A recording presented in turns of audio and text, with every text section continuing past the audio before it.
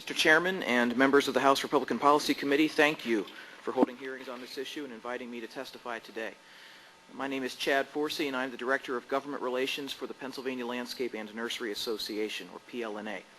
PLNA is the leading green industry organization in Pennsylvania, representing production nurseries, landscape contractors, garden centers, and related companies. Ours is a $5.6 billion a year industry growing at an annualized rate of 11%. We employ nearly 100,000 Pennsylvanians, and we are the fastest growing segment of Pennsylvania agriculture. We regularly survey our members to rank the top matters of concern facing the industry. Leading the list year after year is the problem of labor. Why, you may ask, is labor such a challenging problem for our thriving businesses? The answer lies in the nature of the work our members perform. Whether harvesting trees in the field, installing a stone path in the landscape of a corporate campus, or watering plants in a sprawling garden center, entry-level workers in our industry perform physically demanding jobs, typically under the hot spring and summer sunshine. Let me be frank and open with you. These entry-level jobs are not jobs most Pennsylvania parents wish their children to aspire to. We have experienced this time and time again. Labor-intensive entry-level jobs, especially those in agriculture, are not typically sought by American workers. To buttress this point, let me mention the testimony of Dan Eichenlaub, a landscape contractor and PLNA member in Allegheny County, who recently testified before the U.S. Senate Judiciary Committee on the issue of immigration. Mr. Eichenlaub noted that the H-2B visa program for seasonal and short-term labor requires him to advertise in the Pittsburgh papers to attempt to fill an open position with an American worker. Only after advertising and not finding an American worker does the program allow for the recruitment of a foreign national. The H-2B program requires Mr. Eichenlaub to pay a federally mandated rate that is higher than the minimum wage. Due to program limitations, especially the artificial cap on allowable visas, Mr. Eichenlaub risks investing time and money in a worker who may not obtain authorization to return next season. Even with these difficulties, the program is indispensable. Mr. Eichenlaub sees very few American applicants for entry-level jobs at his company. In fact, the last time Mr. Eichenlaub advertised, not a single American responded to any of the ads. While the difficulties of finding labor are readily understood and recognized within our industry, some outside of the business and agricultural communities have questioned this need. Yet, as Representative Art Hershey recently noted, the statistics with respect to our farm labor force are quite compelling. In 1998, Department of Labor survey showed that 52% of farm workers self-admitted that they lacked work authorization. In a regional Northeast breakdown, including Pennsylvania, 65% admitted they lacked work authorization. Also in 1998, an astounding 99% of new entrants into the farm labor force lacked proper status. This clearly shows we lack domestic labor seeking work on our farms. Private estimates suggest that the overall percentage of farm workers nationally who lack immigration status is approaching 75%.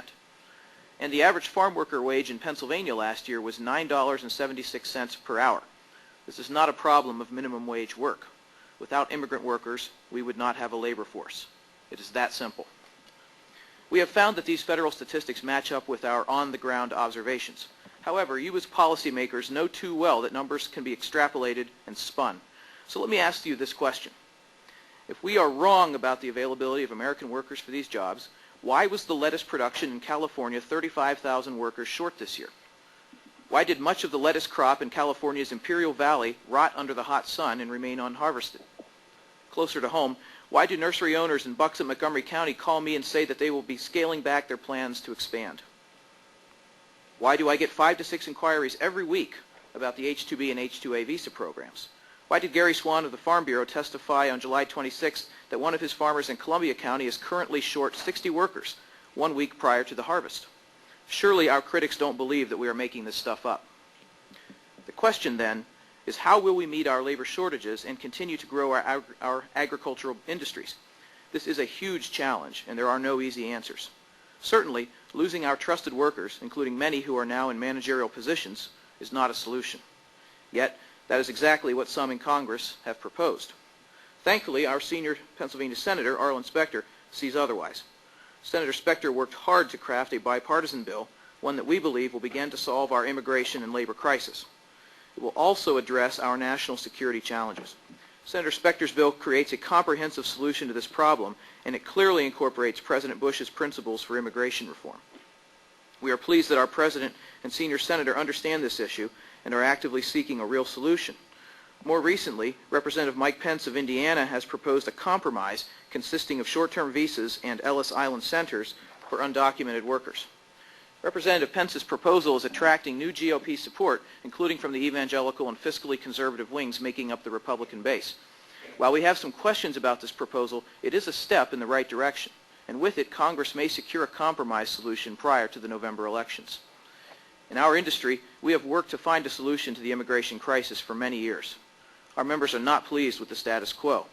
A bleeding border and a broken immigration system worries us all. In a post-9/11 era, our members agree with most Americans that we need a system to distinguish those who would do us harm from those who would do us good. Thus, we support the increased enforcement and security provisions found in Senator Specter's bill. We know the history of immigration and agriculture, and we recognize that we did not create the current chaotic system. Some would place the blame for this situation squarely upon the shoulders of farmers and small business owners. Yet we know that the government historically encouraged foreign workers to seek employment in our farms and businesses, beginning with the Bracero program in the 1940s. This program solidified the tradition of Mexican workers coming to the U.S. to work in our farms. During World War II, the Bracero program was the lifeblood of American agriculture, as most young Americans were engaged in military service in Europe and the Pacific. After World War II, the program continued to be an important source of labor, as our national workforce increasingly transitioned to higher-paying and white-collar jobs. Only in the 1960s was the Bracero program discontinued, following a wave of anti-immigrant angst. After the program was dissolved, illegal immigration dramatically increased 100-fold. Our agricultural sector, it seemed, abhorred a labor vacuum. Today, the government tacitly encourages illegal immigration with an open border and yet punishes those who come with periodic raids. Our employers get the worst of it. On one hand, they must follow federal law and strenuously check to see that an applicant is legal. On the other hand, if they ask too many questions, they can cross the thin line of discrimination and face litigation. The fact that most applicants show up with documents that appear perfectly valid adds another layer of difficulty. Our employers are staring at federal fines on the right and civil damages on the left. Some activist attorneys have even turned to the state courts when federal courts have proved insufficient to their goals.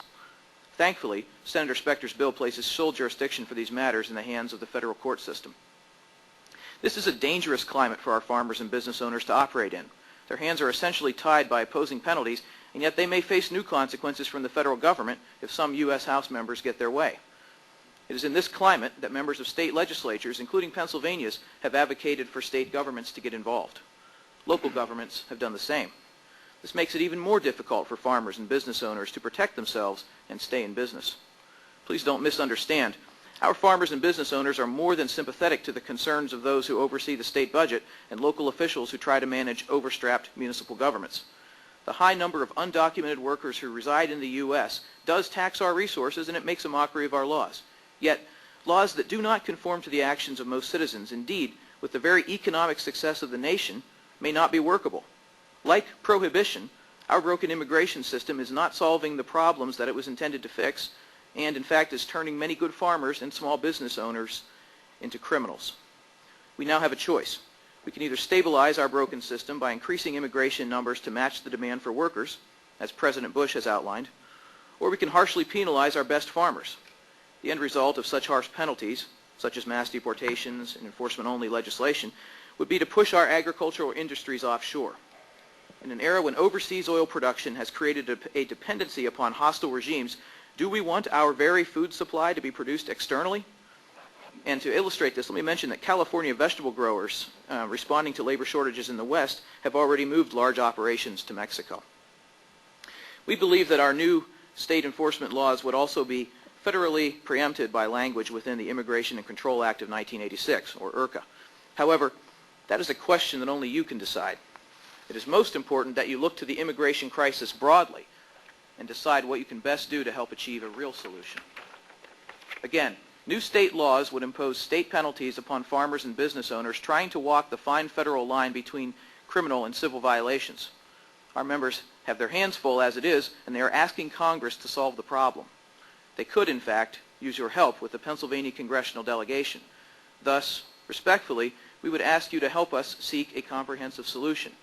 We call upon you as state legislators and upon the governor to join with Pennsylvania business and agriculture and lobby Congress. Senator Specter's bill does in fact address many of the very issues you seek to confront. Without congressional compromise, we will not achieve a resolution.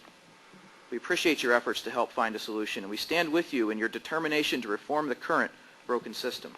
Thank you. I will now take your questions.